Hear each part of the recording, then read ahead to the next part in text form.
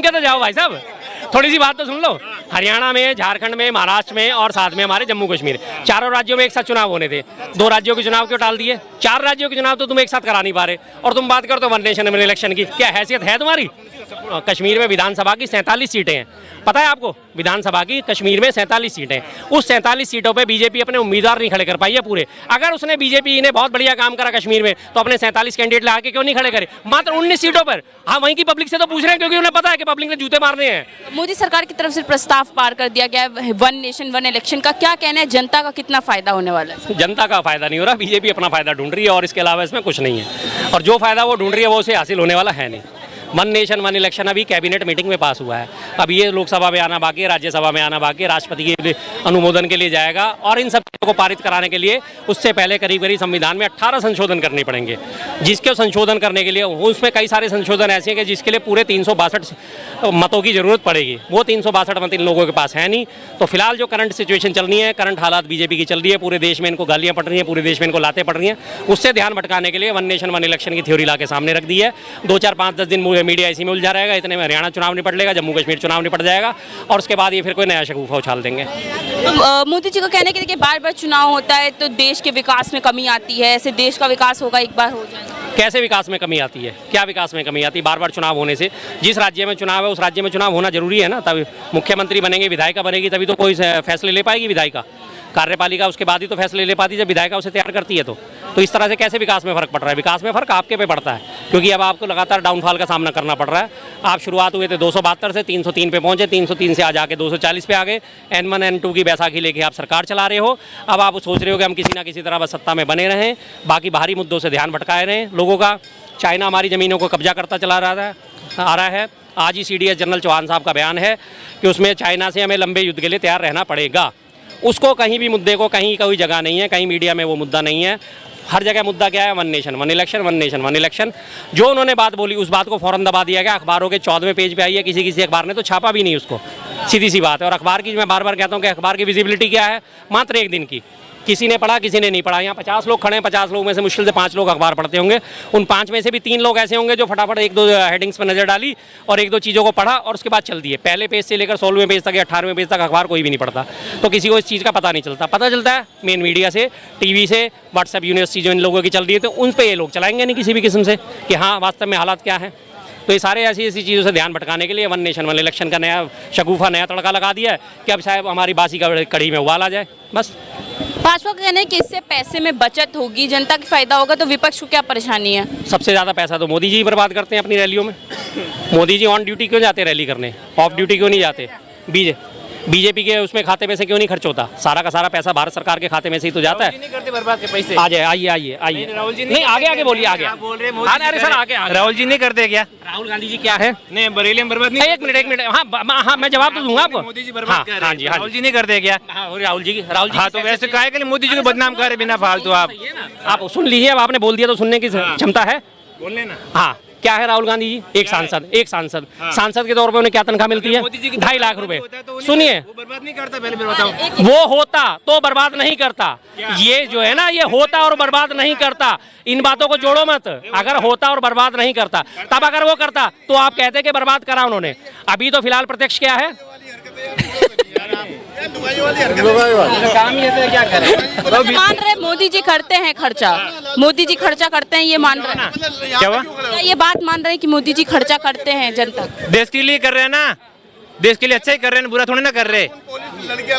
One nation one election जो है उसको किस तरीके से देख? नहीं, सही है, गलत है मुझे वो कोर्ट वाला ना।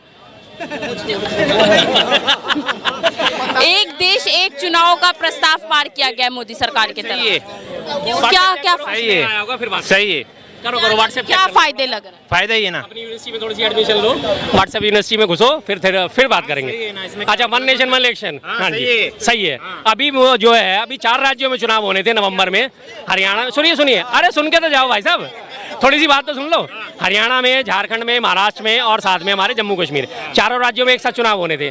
2 राज्यों के चुनाव क्यों टाल दिए? 4 राज्यों के चुनाव तो तुम एक साथ करा नहीं पा रहे, और तुम बात करते हो वन नेशन वन इलेक्शन की। क्या हैसियत है तुम्हारी? हाँ, अभी जम्मू कश्मीर में ही 3 चरणों में चुनाव करवा रहे हो तुम। एक चरण में तुम्हारे से 90 सीटों में, हाँ क्या हालत हो गई है? तब भी इलेक्शन नहीं होता था, आज भी इलेक्शन कैसा हो रहा है? आज भी वही 3 चरणों में चुनाव हो रहा है। हाँ, अब कश्मीर की हालत बता देता हूँ। कश्मीर में सुनो, कश्मीर में विधानसभा की 47 सीटें हैं, पता है आपको? विधानसभा की कश्मीर में 47 सीटें।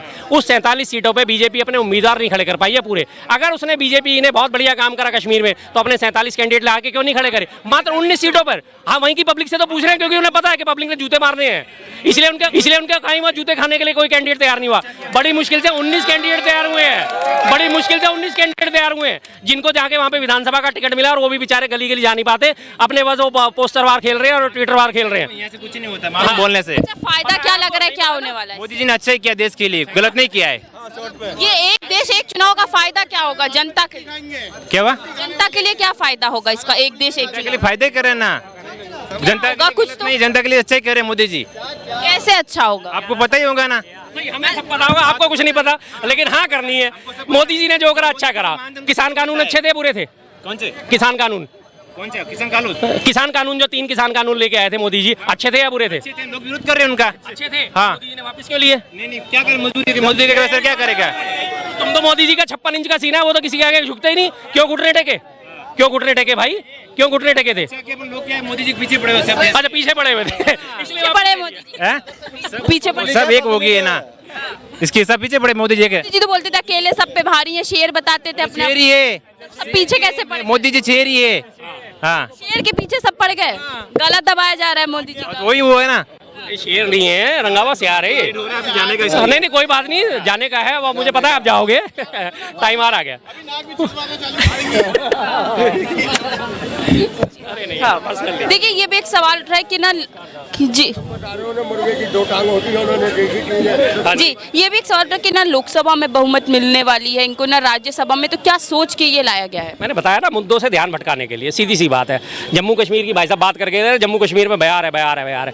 जम्मू के रीजन में तो उन्होंने बीजेपी ने अपने सारे सीटों पे कैंडिडेट उतार दिए, 43 सीटों पे।